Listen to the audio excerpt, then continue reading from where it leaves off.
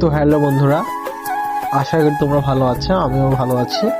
তো আজকে সকালে মাঠে যেতে যেতে আমার এক দাদুর সঙ্গে দেখা হলো। দাদু বলছে যে রস আজকে ভালোই হয়েছে।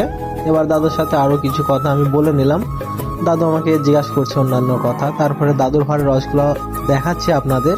দেখো, এদিকে 3টে ভাঁড় আর ওদিকে 3টে ভাঁড় লোড হয়ে গেছে। তো দাদুর সাথে কথা বলা কমপ্লিট।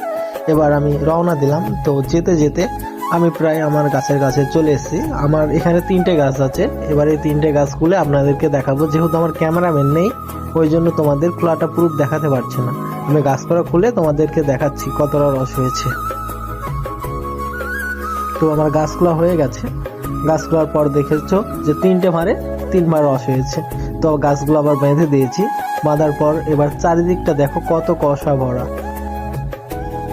তো আমি এখন ভাবছি যে আমি এসছিলাম কোন দিক দিয়ে আর বাড়ি যাব কোন দিক দিয়ে। তো বন্ধুরা, আজকের ভিডিওটা এতটুকুই।